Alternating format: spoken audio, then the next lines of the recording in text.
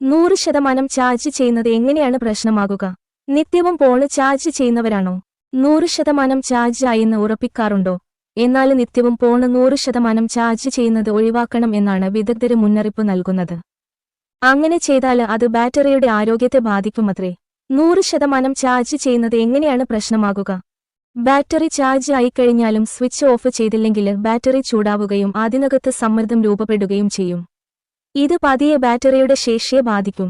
അതിനാലാണ് മിക്ക കമ്പനികളും ഫോൺ 80% വരെ ചാർജ് ചെയ്താലും മതിയെന്ന് പറയുന്നത്. ബാറ്ററിയുടെ ആരോഗ്യത്തിന് എല്ലായ്പ്പോഴും 20%-നും 80%-നും ഉള്ളില് ബാറ്ററിയിലെ ചാർജ് ഉണ്ടായിരിക്കണം. ഇത് ബാറ്ററിയിലെ സമ്മർദ്ദം കുറയ്ക്കും. ബാറ്ററി ലൈഫ് വർദ്ധിപ്പിക്കുകയും ചെയ്യും. ആപ്പിള്, സാംസങ് ബ്രാൻഡുകള് ബാറ്ററി ഹെൽത്ത് നിലനിർത്തുന്നതിനായി ചില ഫീച്ചറുകൾ അവതരിപ്പിച്ചിട്ടുണ്ട്. അതുപ്രകാരം ഫോൺ 80 മുതൽ 90% വരെ മാത്രം ചാർജ് ചെയ്യാനാവുന്ന രീതിയിൽ സെറ്റിംഗ്സിൽ മാറ്റം വരുത്താം.